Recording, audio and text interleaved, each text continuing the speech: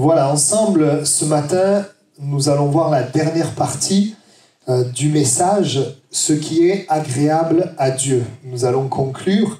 J'aimerais reprendre le texte qu'on a lu les dimanches précédents, 2 Corinthiens chapitre 5, versets 6 à 10. Nous sommes donc toujours pleins de confiance et nous savons qu'en demeurant dans ce corps, nous demeurons loin du Seigneur, car nous marchons par la foi et non par la vue.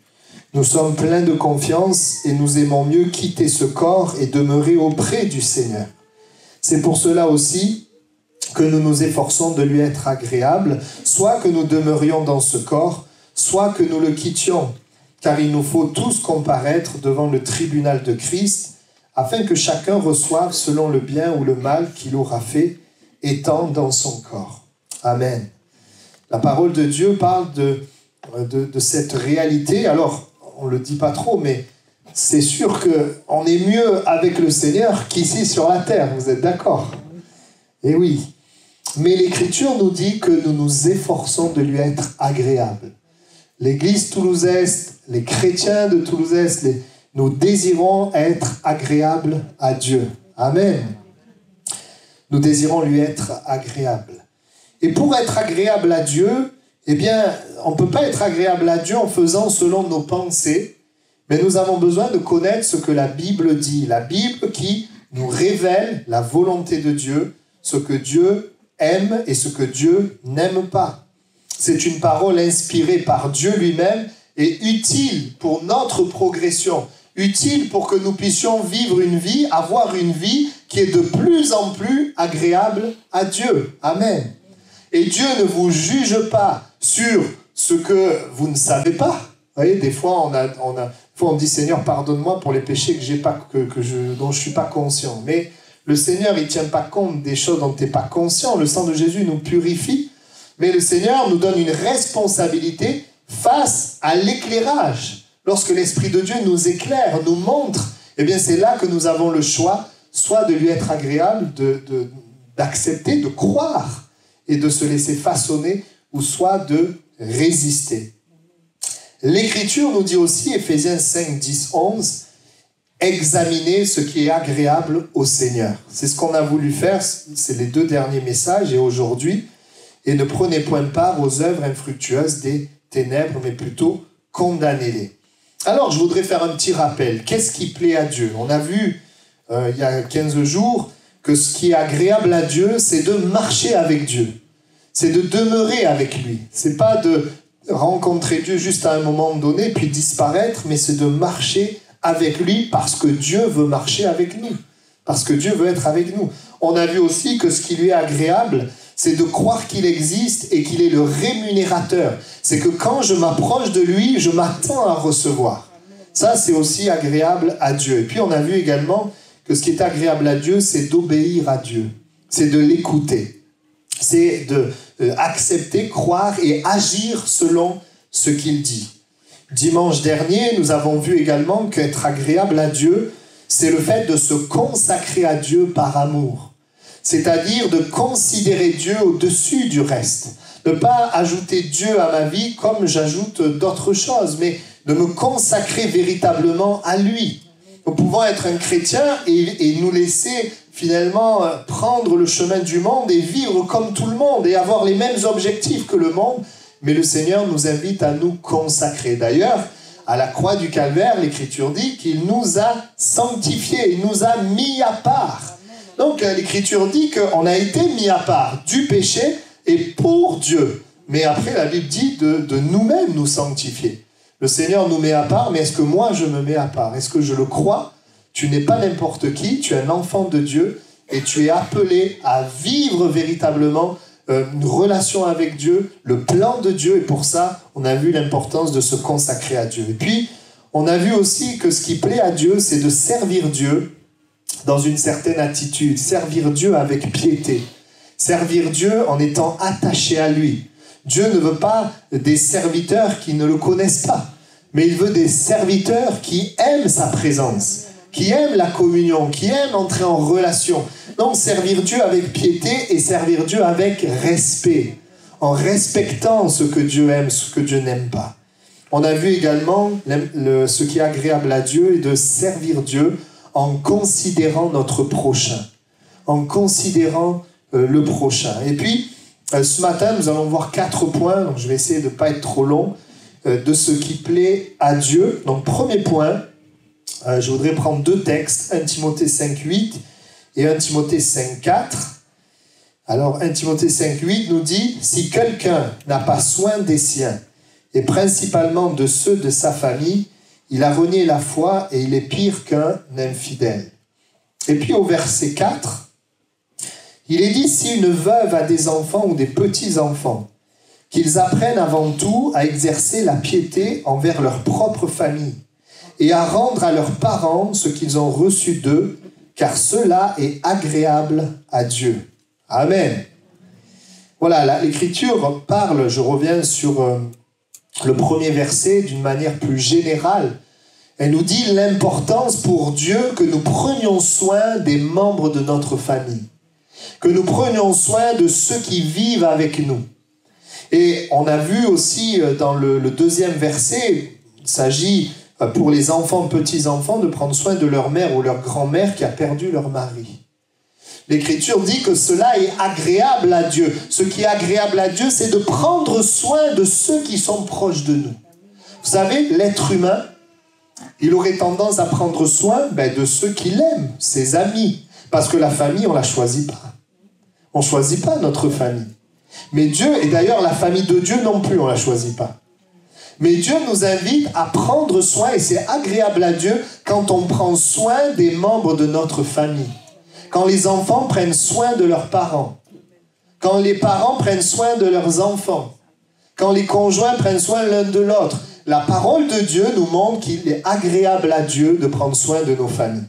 Des fois, on est prêt à faire de grandes choses pour des gens dans la rue qu'on ne connaît pas, étrangers, et gloire à Dieu, mais en délaissant notre famille. Prends soin de ta famille et après tourne-toi vers l'étranger. Mais il est très important, Dieu désire, et une église forte, c'est une église qui vit le royaume de Dieu dans les familles. Et je désire que nous vivions, oui, le royaume, l'amour, la paix, la joie, la bonté, la patience, la douceur, la maîtrise dans notre famille. Amen. Bon, même si vous ne dites pas trop amen, amen quand même. C'est ce que la Bible nous dit, c'est agréable à Dieu. Et je voudrais vous dire, tu es béni si tu as une famille. Parce qu'il y a des personnes qui n'ont pas de famille. Et quand tu as une famille, tu as une mission. Et cette mission, c'est de prendre soin d'eux. Vous voyez, dans la famille, quand on arrive dans une famille, en général, on est un bébé, un enfant. Et tout le temps de l'enfance, c'est la famille qui s'occupe de nous. Mais une fois que tu grandis, eh bien, les choses s'inversent. C'est plus à la famille de prendre soin de toi, mais c'est à toi maintenant de prendre soin de tes parents. Ensuite, tu te maries, tu prends soin de ton conjoint. Et puis, tu vas même prendre soin, tes parents vont vieillir, tu vas prendre soin de tes parents. Dieu a fait les choses de telle manière à ce que, alors que le temps avance, eh bien, nous prenions soin des membres de nos familles. Il y a un temps pour tout. Il y a un temps, on a 5 ans et on a 2 ans, 4 ans, et tout le monde prend soin de nous. C'est merveilleux. Des fois, je regardais ma fille, je dis, t'as rien à faire, tout est donné, j'aimerais bien être à ta place quand même. Bon, entre guillemets, parce qu'il y a des aspects où je ne voudrais pas être à sa place. Mais voilà, on se dit, c'est vrai, il y a des temps, mais voyez, la volonté de Dieu, plus on avance, et plus Dieu nous invite à prendre soin de nos familles. Aujourd'hui, il y en a qui ne veulent pas avoir d'enfants parce qu'ils ne veulent pas s'embêter. On veut vivre pour soi, on ne veut pas vivre pour des enfants. Et c'est vrai, quand tu as des enfants, tu vis pour eux. Hein. Moi, quand je prends des congés, mes congés, c'est pour m'occuper des enfants, puis de l'épouse, et puis voilà. Avant, quand on était jeunes, les congés, c'est pour nous, on fait ce qu'on veut, c'est merveilleux. Mais voyez, ce qui est agréable à Dieu, c'est prendre soin des nôtres. Prendre soin de ceux qui sont autour de nous. Vous êtes d'accord ? Servir, de manière pratique, c'est quoi ? Servir. Servir, aider, écouter.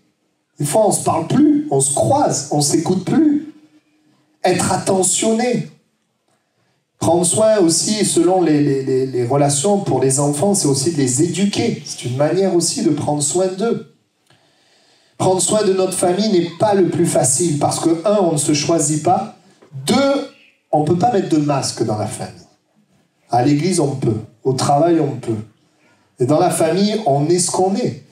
Et donc, on voit les défauts, on voit ce qui ne va pas. Et évidemment, et puis on reconnaît vite, surtout entre les couples, qu'on ne peut pas changer l'autre. Et donc, eh bien, le Seigneur veut nous apprendre à aimer, à prendre soin, même si cela n'est pas facile. Et donc, on a besoin de pardonner, on a besoin de régler des choses, on a besoin de supporter, on a besoin de se remettre en question. Et des fois, on a envie de fuir, de quitter, d'être tout seul. Peut-être que c'est ton cas. Mais ce qui est agréable à Dieu, c'est de prendre soin de notre famille. Et maintenant, je vais vous dire, si vous voulez réussir à prendre soin de votre famille, il faut que tu fasses d'abord partie de la famille de Dieu. Je ne parle pas là de l'Église, mais je parle que Dieu soit ton Père. Parce que comment pourras-tu aimer si tu ne reçois pas l'amour de Dieu ? L'amour de Dieu, son amour, le fait que Dieu soit notre Père. Et la Bible nous donne cette image de la famille où Dieu est notre Père, où Jésus est notre frère, et où tous ceux qui croient en Jésus sont aussi nos frères et nos sœurs.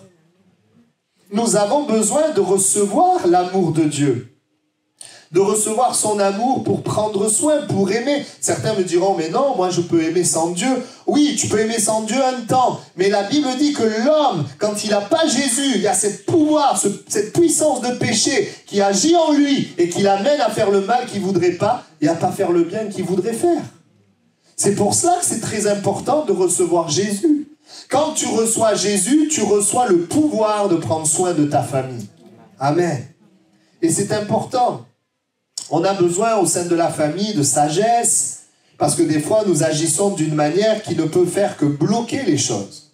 On a besoin de la sagesse de Dieu. Et je voudrais t'inviter, je parle à quelqu'un, si tu es tout le temps bloqué avec une personne et que ça n'évolue pas, demande à Dieu ce qu'il faut changer. Des fois on prie, on pense que la prière règle tout, mais des fois c'est pas la prière. Hein.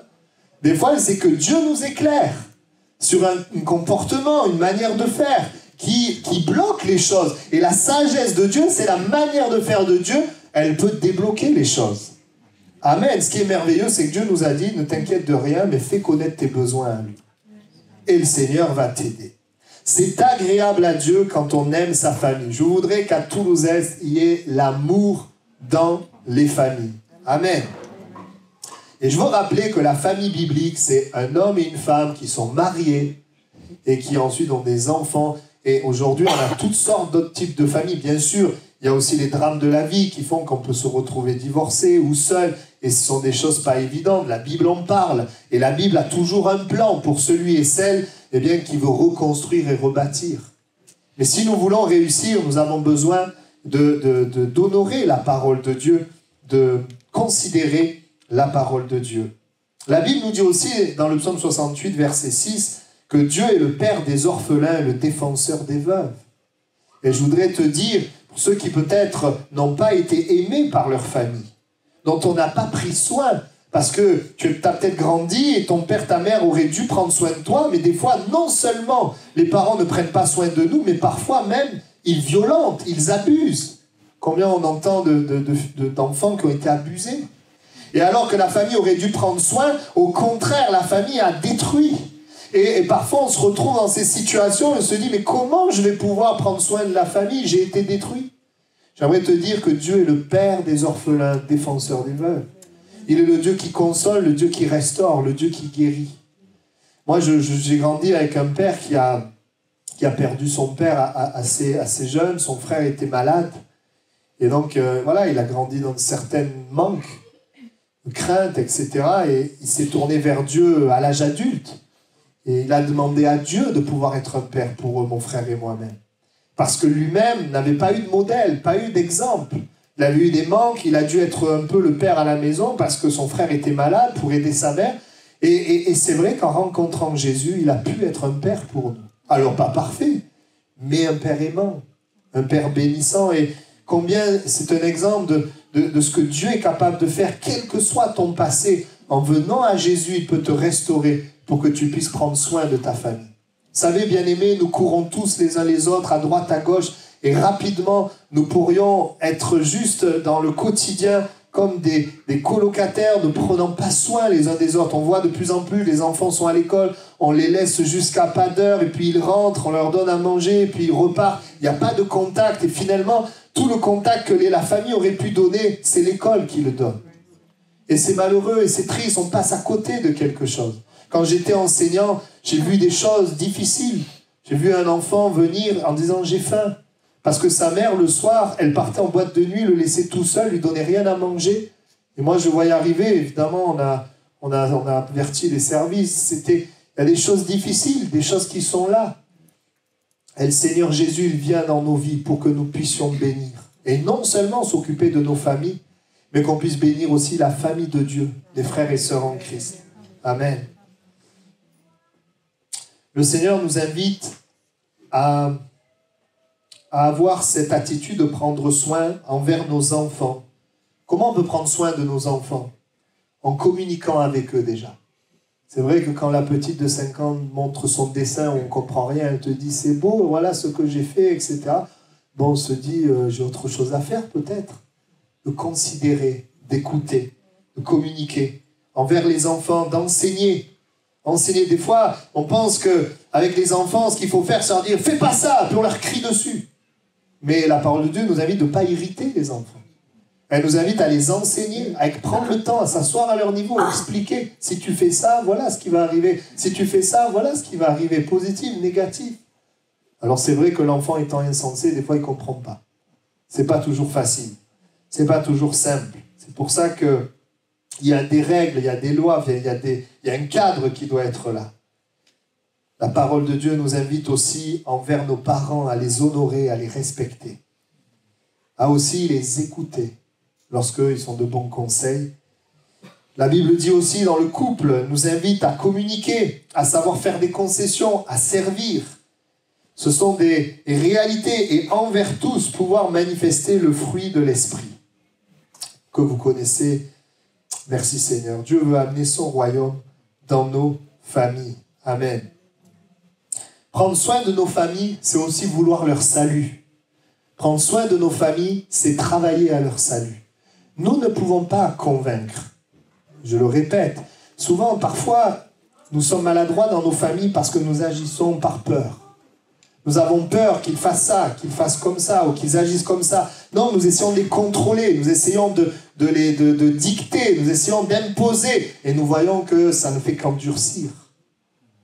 Nous avons besoin de réaliser que seul Dieu est capable de faire quelque chose.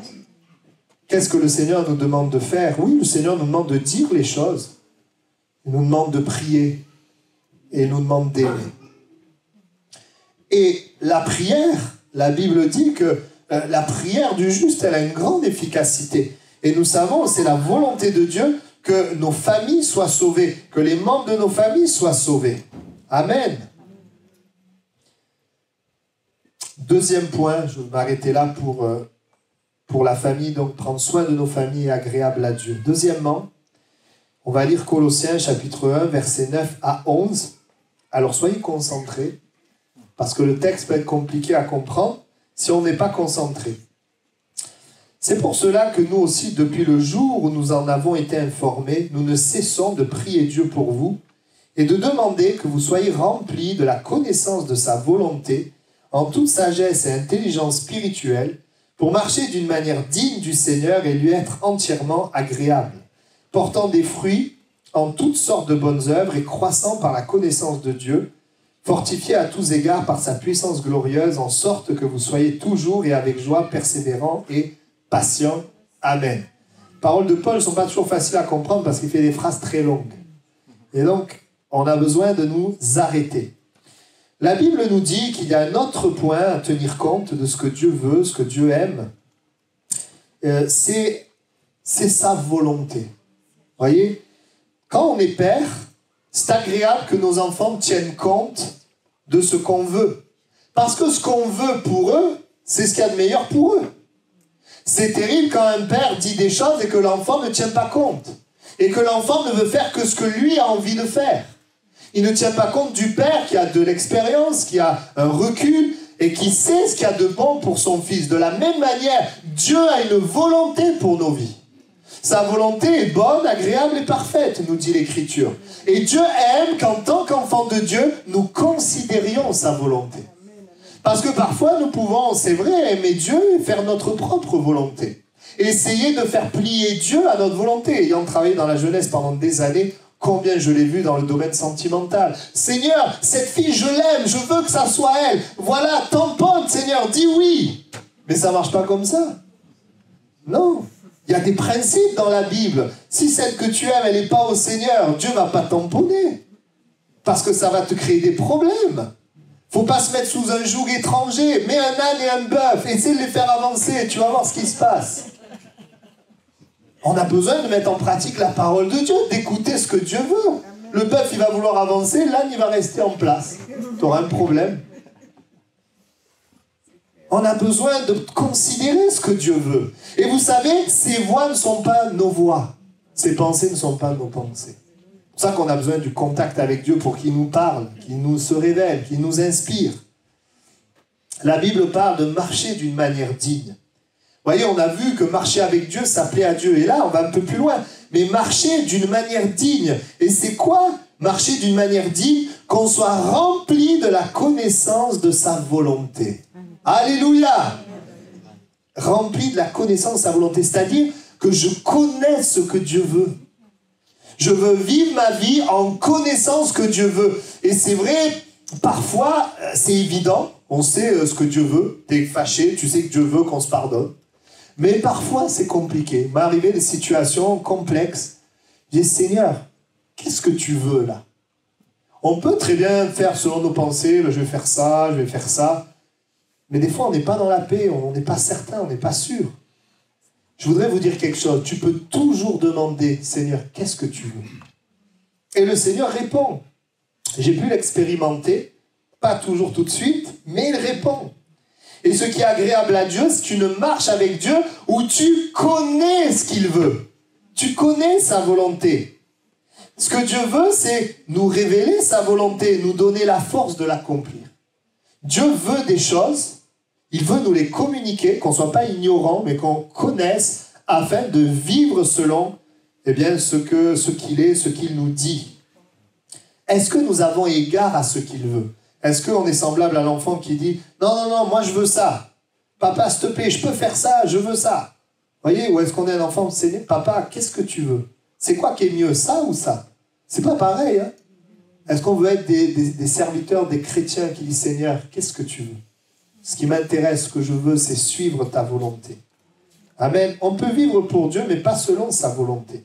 On peut vivre pour Dieu, mais en réalité, c'est selon notre volonté, ce qu'on estime bon ou pas. Regardez l'Écriture. Elle dit dans 2 Timothée 4,3, « Il viendra un temps où les hommes ne supporteront pas la saine doctrine.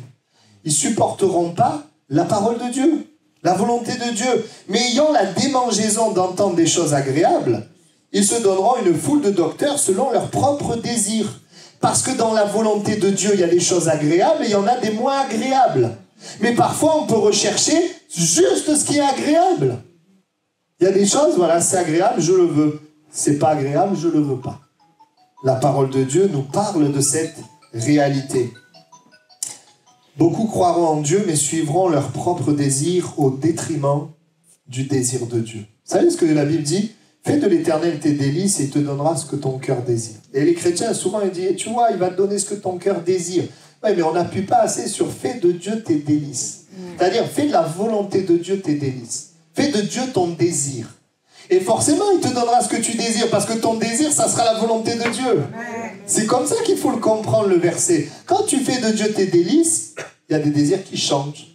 Tu t'harmonises avec le désir de Dieu, avec la volonté de Dieu. Amen. Dans la volonté de Dieu, vous avez des promesses, mais vous avez aussi des directives, vous avez une certaine sagesse que Dieu veut révéler. Je lisais cette semaine dans ma lecture personnelle, dans l'Ecclésiaste, qu'en fait, l'homme ne peut pas comprendre les choses et qu'il a besoin de l'Esprit de Dieu. Il ne peut pas avoir la sagesse par lui-même. Les choses sont cachées, nous sont cachées. Et nous n'avons pas d'autre chemin, d'autre voie que l'Esprit de Dieu si nous voulons connaître la sagesse de Dieu. Amen. Amen. Marcher non selon ce qui nous est agréable, mais la vérité qui est agréable à Dieu. Et la vérité, elle nous dit les choses qu'on aime entendre. Par exemple, demandez, vous recevrez, c'est merveilleux. Mais la vérité, elle nous dit aussi, quand tu pêches, il faut te repentir. Parce que si tu ne te repens pas, tu ouvres un accès au diable. Et le diable, il te détruit. repentez-vous et recevez le don du Saint-Esprit. Amen. Tout ce que le Seigneur a pour nous est bon. Et être agréable à Dieu, c'est connaître la volonté de Dieu et marcher selon la volonté de Dieu. Vous vous rappelez, dans cette parabole du fils prodigue, c'est qu'une parabole, certes, mais on voit dans cette parabole le frère aîné qui vit dans la maison du père. Et il dit à son père, mais moi, ça fait des années que je travaille pour toi et tu m'as rien donné, alors que tu donnes à celui qui a tout gaspillé. Et le père lui dit, mais mon fils, tout ce que j'ai est à toi. Ça veut dire que le fils, il est dans la maison, mais il ne connaît pas le père, il ne connaît pas la volonté du père. Il a une vision erronée. Il est intéressé que par se réjouir avec ses amis, les choses pour lui. Et du coup, si, vous voyez, il s'intéressait au cœur de son père, il saurait que tout ça, il peut se servir. Mais comme il ne s'intéresse pas, ben, il reste dans ses raisonnements. Bon, c'est une image, mais c'est important de réaliser que Dieu a une volonté et que ce qui plaît à Dieu, c'est que tu cherches cette volonté. Que quand tu lises la Bible, ça ne soit pas juste « Seigneur, règle mes problèmes », même si ça fait partie de l'Évangile et tu peux faire ça, mais que ça soit aussi « Seigneur, qu'est-ce que tu veux ? Qu'est-ce que tu veux me dire ? Qu'est-ce que tu veux m'apprendre ? Seigneur, dans cette situation que je vis, qu'est-ce que tu veux ?» Amen. Comment on connaît la volonté de Dieu ? Deux moyens. Les Écritures, la Bible et le Saint-Esprit. C'est l'Écriture et le Saint-Esprit qui vont te révéler la volonté de Dieu. Moi, on ne lit pas la Bible pour faire un devoir religieux. Mais on lit la Bible parce qu'on ouvre la bouche de Dieu. Je l'ai déjà dit, Dieu nous parle par cette parole. Et c'est le Saint-Esprit qui nous éclaire, qui nous aide à la comprendre, à la saisir. Amen. C'est donc une réalité. Vous savez que Dieu a une volonté et que Dieu nous appelle à certaines choses. Vous savez que Dieu vous appelle à certaines œuvres. Il y a des œuvres qu'il a préparées d'avance pour vous et qu'il veut faire avec vous et qui ne sont pas les mêmes que ton voisin à côté de toi. Mais ces choses, tu ne pourras les vivre et les découvrir que si tu cherches la volonté de Dieu.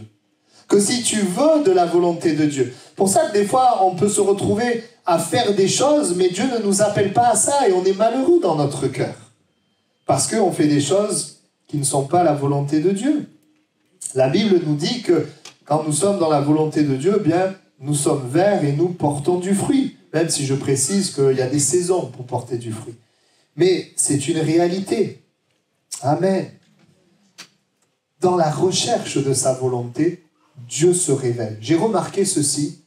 Un chrétien qui ne cherche pas ce que Dieu veut ne saura pas ce que Dieu veut. Mais un chrétien qui s'intéresse à ce que Dieu veut, Dieu se révélera à lui pour lui montrer des choses. Je vous assure que c'est vrai. La Bible dit qu'il se révèle. Saluez, agréable. Amen. Cherche ce que Dieu veut, ce qu'il dit. Vous savez pourquoi ? Parce que Dieu nous aime. Il aime nous parler. Il aime nous aider. Il aime nous enseigner. Il veut être ce Père qui a ce qu'il y a de meilleur pour nous. Nous avons besoin de lui. Mais Dieu ne s'impose pas. Comme un père, il a le meilleur pour ses enfants. Mais on ne s'impose pas. Des fois, vous savez, un père, il dit des choses, c'est comme jeter des perles au pourceau, il dit des choses précieuses, mais l'enfant, il n'est pas prêt à écouter, il veut faire ce qu'il veut. Et des fois, Dieu nous parle, mais comme on n'est pas prêt à vouloir de sa volonté, on veut juste la nôtre, ben c'est comme si la parole, elle glissait. C'est pour ça que parfois, l'épreuve et la souffrance, elles nous amènent à réaliser qu'en fait, j'ai besoin de la volonté de Dieu. Que ma volonté m'a amené au pied du mur, m'a amené dans une voie de mort, et que j'ai besoin de Dieu. Amen.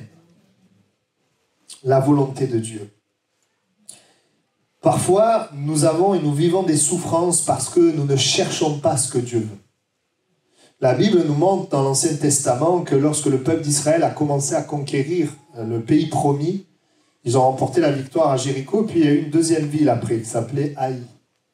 Et puis, sur l'élan de la première victoire, Jéricho, c'était quand même une ville importante. Haï, c'était une petite ville. Sur l'élan de la première, ils sont partis se battre pour la deuxième victoire. Sauf que là, ils ont essuyé une défaite.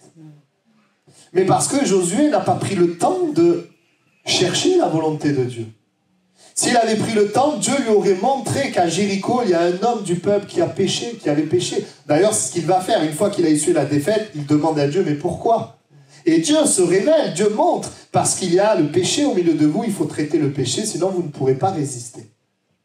Un autre moment aussi où nous voyons cela, C'est lorsque les Gabaonites viennent vers Josué pour faire alliance en faisant croire qu'ils sont un peuple éloigné.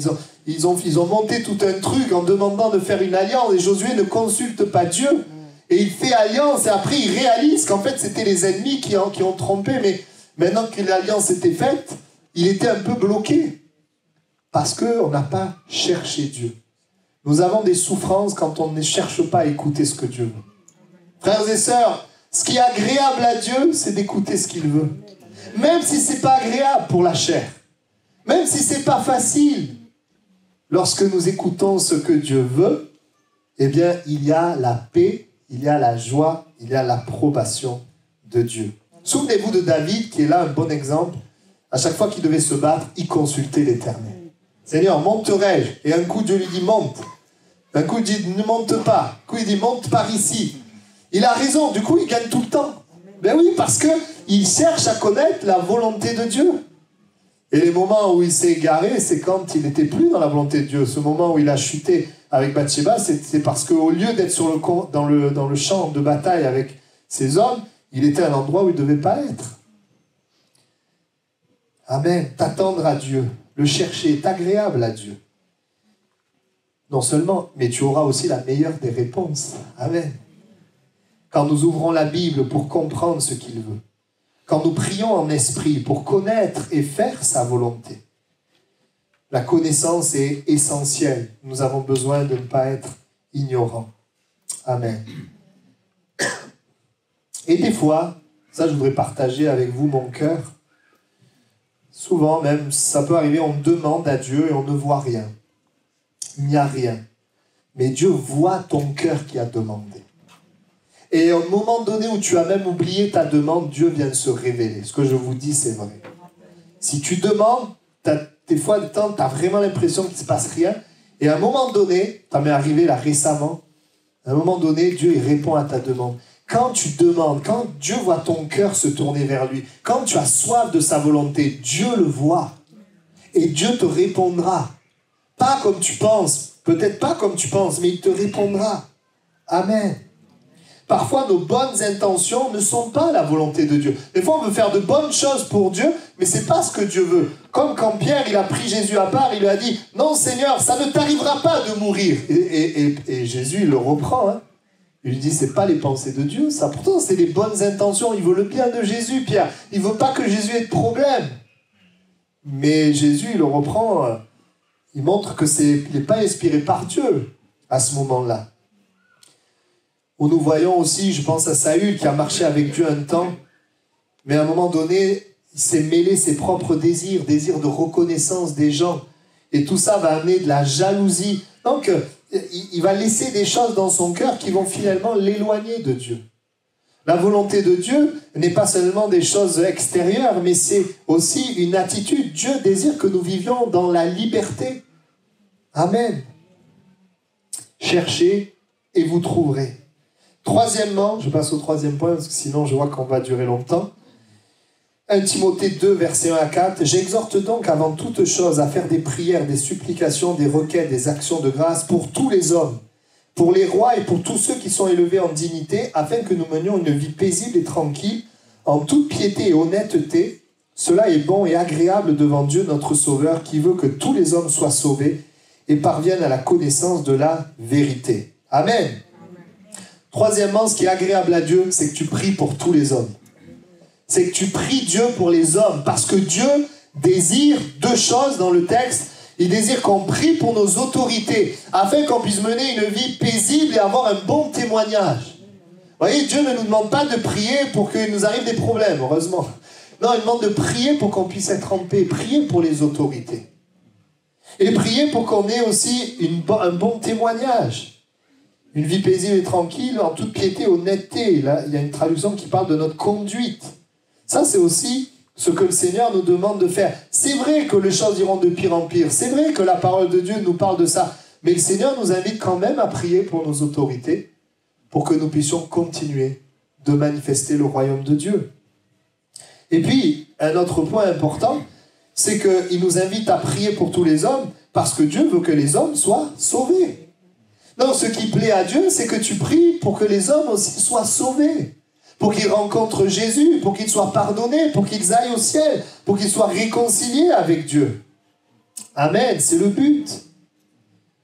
Maintenant, pourquoi Dieu dit cela? À cause de quoi? À cause de son amour. Parce qu'il nous aime et il désire le meilleur pour ses enfants. Et parce qu'il aime les âmes, il veut les sauver. Il ne veut pas que les âmes périssent, mais il veut qu'elles soient sauvées. Amen. Et aussi parce que nous sommes absolument incapables de convaincre un cœur. Nous ne pouvons pas sauver. C'est pour ça qu'il nous demande de prier. Parce que c'est lui qui peut toucher les cœurs. C'est lui qui peut attendre les cœurs.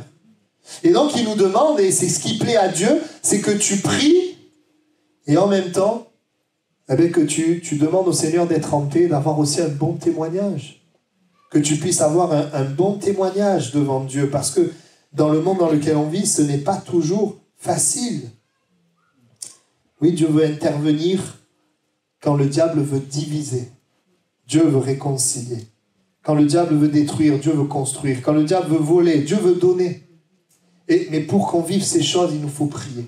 Si nous ne prions pas, nous laissons le terrain à l'adversaire. Si nous prions, nous permettons à Dieu de manifester sa gloire. La Bible parle des anges de Dieu, les messagers qui agissent. Il est vrai, dans la prière, comme nous le disions tout à l'heure, il y a des moments où Dieu fait comme on pense, des moments où Dieu ne fait pas comme on pense. Et on n'a pas toujours d'explication. Nous savons qu'au ciel, nous comprendrons tout, certainement. Mais sur terre, nous n'avons pas toujours d'explication. C'est pour ça que Paul dit « Mon combat, c'est de marcher par la foi. C'est de garder la foi. C'est de rester confiant parce qu'il y a des choses où je ne comprends pas. Certes, le Seigneur peut éclairer, mais il y a des moments où nous n'avons pas d'éclairage. C'est la réalité. Nous avons besoin de lui faire confiance. Dernier point et pas des moindres, Hébreux chapitre 13, verset 21. Il est parlé qu'il nous rende capables de toute bonne œuvre pour l'accomplissement de sa volonté et qu'il fasse en vous ce qui lui est agréable par Jésus-Christ, auquel soit la gloire au siècle des siècles. Amen. Le texte dit que ce qui est agréable à Dieu doit être formé en nous. C'est quoi? Il dit qu'il fasse en nous ce qui lui est agréable. C'est quoi qui est agréable qu'il doit faire en nous? C'est simple, c'est qu'on reflète Jésus. Ce qui est agréable à Dieu, c'est que Christ soit formé en nous. Et c'est ce que l'Écriture nous dit dans d'autres versets. La parole dit que voilà, Christ soit formé en nous. Il y a Galates 4, 19, mes enfants, pour qui j'éprouve de nouveau les douleurs de l'enfantement, jusqu'à ce que Christ soit formé en vous. Ce qui est agréable à Dieu, c'est que Dieu trouve Christ en toi. C'est que Dieu puisse former Christ en toi. C'est que tu te laisses façonner. Vous savez que la Bible dit qu'on est ouvrier avec Dieu, mais qu'on est l'édifice de Dieu? Ça veut dire que oui, on travaille avec Dieu, on est serviteur, mais il travaille en nous aussi. Et ce qui est agréable à Dieu, c'est que Dieu puisse former Christ en nous, que notre vie ressemble de plus en plus à Christ. Dans quoi? Dans nos sentiments. Dans les sentiments qui nous animent. Dans quoi? Dans notre caractère, notre manière d'être, notre manière de vivre, avec notre prochain, notre manière même de développer notre relation avec Dieu. La parole de Dieu nous montre ceci. Soyez mes imitateurs, comme je le suis moi-même de Christ, disait Paul. Ce qui est agréable à Dieu, c'est que nous ressemblions à Jésus. Et on peut être un chrétien qui se laisse façonner. On peut être aussi un chrétien qui ne se laisse pas façonner. Je me souviens, je me suis converti, il y avait plein de choses qui n'allaient pas, et puis avec le temps qui passe, Dieu montre. Vous voyez, je me souviens une fois, j'étais là avec mes copains, je devais être en première, en terminale, au lycée, et je voyais les gens qui se moquaient, et puis moi je rigolais avec eux, puis je faisais tout le temps ça, et puis un jour je me suis senti mal. Et j'ai dit, tiens, qu'est-ce qui se passe? Et là j'ai compris qu'en fait, j'étais en train de faire quelque chose qui ne reflétait pas Jésus. Je riais à la moquerie des autres. Quelqu'un faisait du mal, et moi j'abondais dans ce sens. À un moment donné, oui, Dieu nous éclaire. Vous savez que dans notre vie, Dieu permet des situations, des fois pas agréables, juste pour montrer quelque chose en nous qui a besoin de changer et être à l'image de Christ. Il faut se dire, pourquoi il m'arrive un truc pareil? Alors attention, tout ce qui nous arrive, c'est pas forcément pour ça. Il y a aussi la réalité qu'il y a le diable qui attaque, enfin il y a plein d'autres paramètres. Mais il y a des moments aussi où Dieu permet des situations. Nous, les pasteurs, des fois, Dieu permet des frères compliqués, des sœurs compliquées. C'est pas trop le cas ici, merci Seigneur. Mais pour nous changer, pour qu'on se rende compte que finalement on n'a pas tant d'amour que ça, qu'on manque de patience, que finalement c'est pas évident. Non, mais c'est vrai, j'ai pas ce problème ici, merci Seigneur. Mais je l'ai eu. Des fois c'est pas évident. Mais vous savez, c'est parce que le Seigneur, ce qui lui est agréable, c'est que Christ soit formé en nous. Et qu'on dise, Seigneur, ça que je vois, je te le laisse. Je l'abandonne. On va tous passer par l'injustice. Ah, ça c'est dur. Hein. C'est un des trucs les plus durs pour l'être humain. L'injustice. Mais Seigneur, je laisse ma justice. Pour que, Seigneur, toi, tu fasses ce que tu veux. Pour ta justice, on a vu ce que c'est jeudi. Ta justice. Pas que le méchant, il meure. Ta justice, que le méchant, il puisse venir à la repentance et être sauvé. Amen. Je termine simplement. Comment Dieu peut œuvrer en nous et que nous soyons à l'image de Christ? Bien, l'Écriture dit que c'est par le Saint-Esprit. C'est le fruit de l'Esprit qui est le caractère de Christ, qu'on trouve en Christ, l'amour, la paix, la joie, vous connaissez cela, et non la chair, les œuvres de la chair qui sont le contraire de Christ et qui ne sont pas à la gloire de Dieu. L'impudicité, l'impureté, la dissolution, l'idolâtrie, la magie, les inimitiés, les querelles, les jalousies, les animosités, toutes ces choses, la Bible dit, n'hériteront pas le royaume de Dieu. Donc, pour plaire à Dieu, j'ai besoin de marcher par l'Esprit et non selon la chair. Parce que la Bible dit que ceux qui vivent selon la chair ne sauraient plaire à Dieu. Amen. Si je marche juste selon la chair, l'envie ou la puissance de péché qui est là, ou le bien et le mal selon l'homme, eh bien, je ne peux pas plaire à Dieu. Mais si je marche selon l'Esprit qui m'amène dans le sens de la parole, alors je peux être agréable à Dieu. Vous vous souvenez, Pierre, à un moment donné, il a dit à Jésus, mais Jésus, si tous t'abandonnent, moi, je ne t'abandonnerai pas.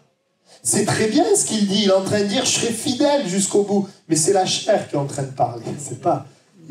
En réalité, il ne sait pas qu'il a besoin en lui d'un travail de Dieu. Et Dieu va faire ce travail pour lui montrer que, oui, il pourra être fidèle, mais pas par sa propre force, mais par l'action de l'Esprit en lui. Amen. Quand nous marchons selon l'Esprit, nous portons le fruit de l'Esprit, nous ressemblons à Jésus. Rappelez-vous, Jésus a commencé son ministère, l'Esprit est descendu sur lui. Et la question qu'on peut se poser, c'est est-ce qu'on veut laisser la place au Saint-Esprit dans notre vie ou juste laisser la place à ce qu'on estime bien par la chair? C'est une question qu'on peut se poser. Ce que le monde appelle bien, que tu ne trouves pas en Christ, c'est juste le bien selon la chair, mais ça ne plaît pas forcément à Dieu. Quand tu laisses l'Esprit de Dieu rafraîchir ton âme, rappeler la parole, rappeler les promesses, révéler la parole, te reprendre, te corriger, te pousser à aimer, à témoigner, voilà, ramener la foi, eh bien, ça c'est l'œuvre de Dieu, ça c'est ce que le Seigneur veut. N'est-ce pas vrai que quand on a une relation avec le Saint-Esprit, il nous amène à demander pardon, il nous amène à pardonner, il nous amène à réparer, à corriger même si on y perd. Et ça, c'est agréable à Dieu parce qu'on laisse le Seigneur faire son travail en nous. C'est plus toi qui vis, mais c'est Christ qui vit en toi. Amen. Concrètement, ça se fait dans des situations qui ne sont pas agréables, pas toujours agréables. Vous n'apprendrez pas la patience en ayant tout qui va bien. La patience, vous l'apprendrez dans des situations pas agréables.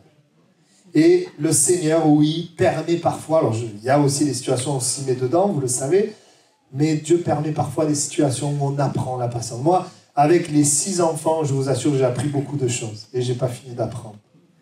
Et 6 enfants, les nuits, oh là là. Bon, ma femme est meilleure que moi, mais voilà, on apprend. Et je vois entre le premier et le 6e, je dis, heureusement, merci Seigneur, il y a quand même un progrès. Je pourrais demander à ma femme. Mais je vois qu'il y a encore du chemin. Il y a encore du chemin, on apprend sans arrêt. Il y a des choses, et des fois ça nous humilie. On se dit, oh là là, je pensais que vraiment j'étais là, et puis en fait je suis là. Et des fois on a cette impression-là. Hein. Parce que le Seigneur travaille pour que Christ soit formé en nous. On va incliner nos têtes et on va prier ce matin dans ce dernier message. Est-ce que nous désirons être agréables à Dieu? Premièrement, prendre soin de notre famille. Deuxièmement, connaître la volonté de Dieu et agir selon elle. Troisièmement, priez pour les autorités, priez pour tous les hommes, afin qu'on vive en paix, qu'on ait un bon témoignage et que les âmes soient sauvées. Quatrièmement, veut-on le laisser travailler en nous, le laisser œuvrer en nous, le laisser nous changer pour qu'on puisse refléter Jésus? Ou veut-on être toujours les mêmes, avec le même caractère, les mêmes sentiments, les mêmes comportements qui ne plaisent pas à Dieu? Amen. Si c'est notre désir, eh bien vous vous associez à moi et nous prions maintenant. Seigneur, merci pour ta parole. Tu nous as dit d'examiner ce qui est agréable à Dieu. Nous savons qu'il y a tellement de choses dans ta parole, nous n'avons fait qu'effleurer, mais nous voulons, en tout cas, face à ta parole, nous voulons répondre, Seigneur. Et nous voulons te demander ensemble de nous aider. Nous savons que tu es en nous, avec nous, pour que nous puissions être agréables. Nous voulons prendre soin de notre famille. Donne-nous, éclaire-nous, Seigneur, sur le besoin que nous pouvons avoir. Parfois, nous sommes préoccupés par notre travail, préoccupés par des choses qui sont moins importantes. Donne-nous de voir les priorités. Seigneur, je prie également que nous soyons un peuple qui ne cherche pas ce qui est agréable, mais qui cherche la volonté de Dieu, qui cherche à agir selon cette volonté, parce que nous croyons que ta volonté, elle est parfaite. Nous croyons que tes voies sont au-dessus de nos voies. Seigneur, nous prions également pour nos autorités, afin que nous puissions vivre en paix et pouvoir avoir un bon témoignage, que le royaume de Dieu puisse se répandre. Nous prions pour le salut des âmes, ceux que tu as mis autour de nous, dans le milieu du travail, Seigneur, autour de nous. Nous désirons être ces témoins et nous désirons prier afin que leur vie soit changée, soit transformée. Te prions également de nous donner l'humilité afin de nous laisser travailler. Seigneur, que tu formes Christ en nous, que nous acceptions que tu œuvres en nous, que nous acceptions que tu montres des choses à changer. Seigneur, et que nous puissions de plus en plus refléter Jésus. Seigneur, dans l'amour, dans la sainteté, dans la puissance, qu'on puisse refléter Jésus. Merci pour ce que tu fais, Seigneur, ce matin. Amen. Amen. Voilà, on se retrouve donc jeudi soir pour continuer de nous approcher de Dieu, pour prier. Je vous souhaite à tous une bonne semaine, que Dieu vous bénisse.